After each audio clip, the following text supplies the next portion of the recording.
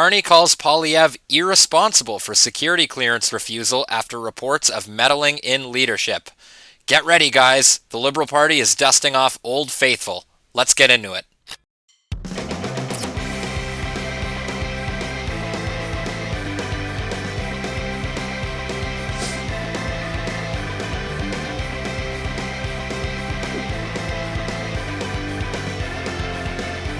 What's up, everybody?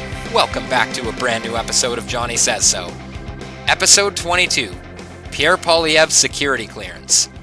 But before we jump in and do all the things, I would just like to front-load this part of the episode, if I might, just this once, and thank each and every one of you who's been liking the videos, watching them, sharing them out on your social media, and subscribing.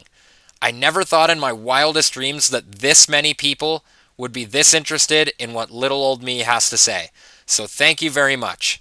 And if you're new here, I highly encourage you, if you like what you see, like the video, and most importantly, subscribe to the channel.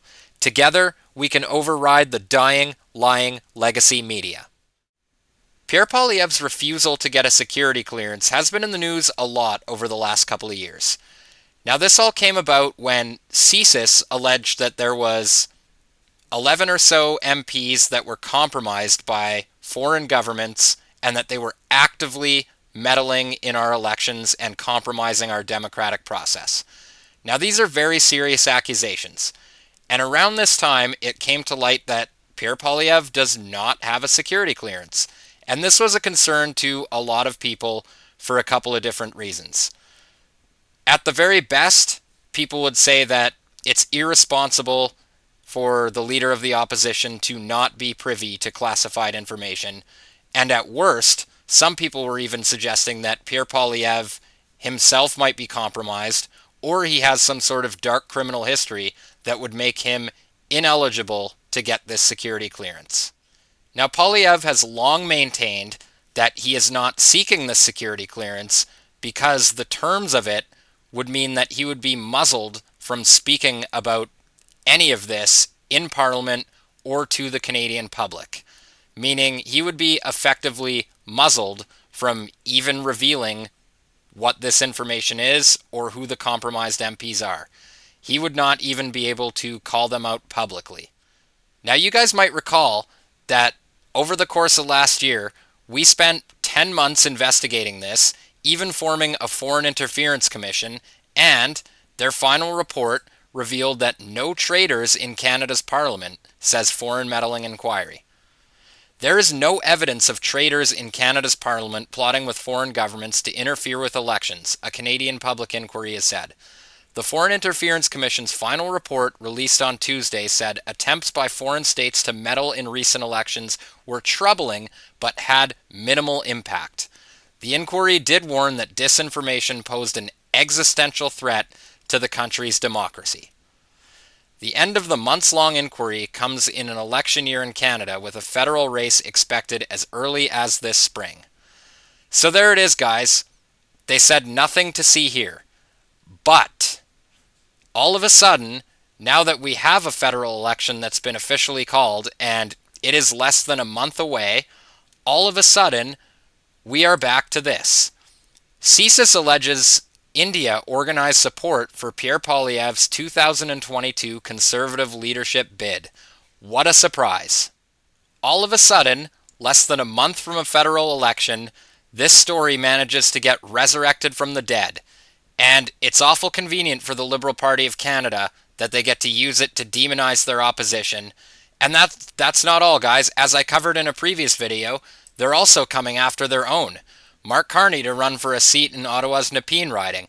Previously held by Liberal MP Chandra Arya, it borders riding where Pierre Poilievre is seeking re-election. That's right. They used foreign interference to kick out a member of their own party to make room for Mark Carney. It's absolutely unbelievable, and it makes me ask the question, is CSIS compromised? By that I mean, is our intelligence community politicized? And if it is, that certainly would be troubling, wouldn't it? Now, obviously, Pierre Poilievre is going to respond to this, so let's go check out what he has to say. Three questions. One, On the security clearance, I've already had a security clearance. What I will not do is because I was a cabinet minister, so I've already been cleared.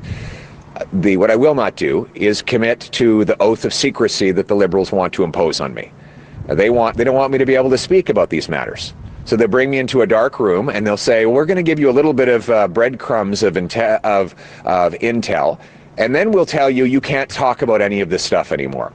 So, for example, if they'd given me some kind of cursory briefing on China, then they would say, oh, you can't go talk about the fact that Mark Carney went off to Beijing and had meetings where he had secret talks with top government banking officials, after which a government bank gave his company a $250,000 loan, a loan that his company still owes, and a company in which he's still invested, meaning that he is the most compromised and conflicted leader our country has ever seen.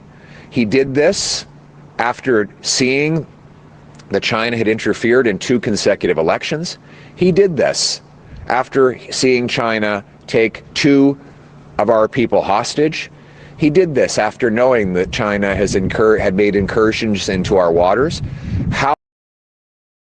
As a private citizen, too, I would like to point out that Mark Carney did all of this as a private citizen. And how did he get a security clearance before he was Prime Minister? Gov.exe is corrupt putting this out on Twitter. Holy crap, Mark Carney said it took him a few weeks to get his security clearance, but he has only been Prime Minister for 3 days. This means he was an unelected, private citizen with top secret security clearance. Canada is not a serious country. Look at the nature of discussions I had with the President of France, the Prime Minister of the United Kingdom. The Leader of the Opposition would not be capable of having those discussions because the Leader of Opposition refuses to get his security clearance, something that it took me a few weeks to get. And he has been the Leader of the Opposition for 3 years. Exactly. The Leader of the Opposition who would not be able to talk about things that he learns about MPs, his own or from other parties. Anyway, let's keep playing. How will Mark Carney ever protect Canada against Beijing's incursions into our territory, its interference in our country, or it's taking our jobs and our industrial base away when he owes them so much? And I won't be silenced on any of those issues. I look forward to hearing Mark Carney's answers, and I hope that Canadian media actually starts asking him some questions about the nature of Brookfield's holdings. It really is incredible.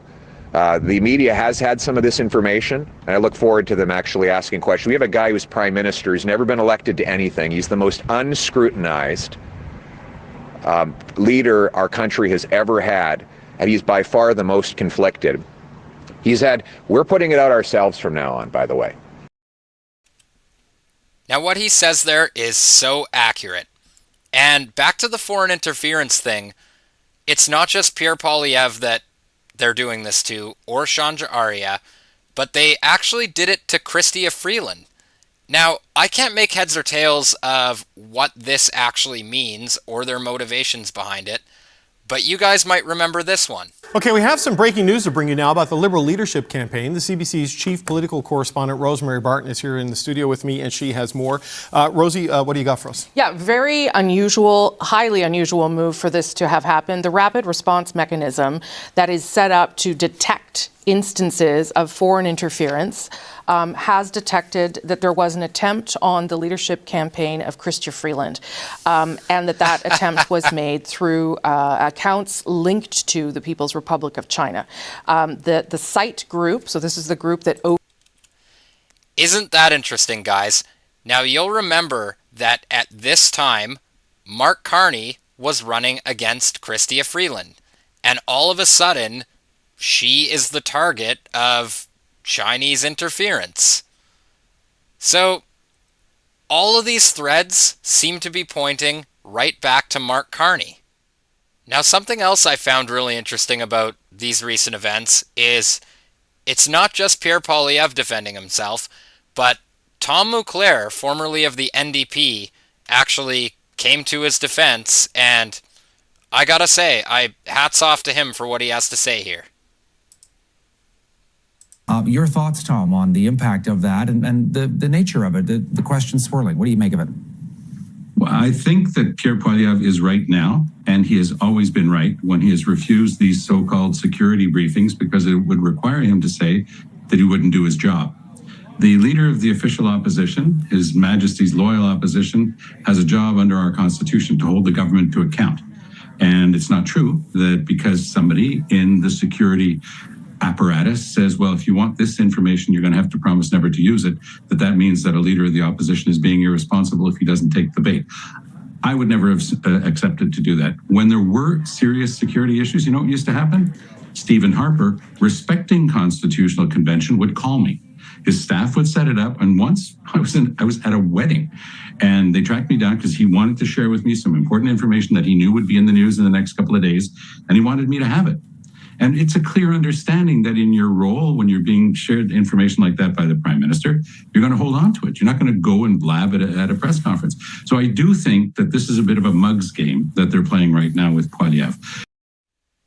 Now you got to respect Tom Mulcair for having the integrity to come out with that perspective, because guys, he is actually rooting for Mark Carney in this election, and even he sees what a nothing burger and cheap smear campaign this truly is.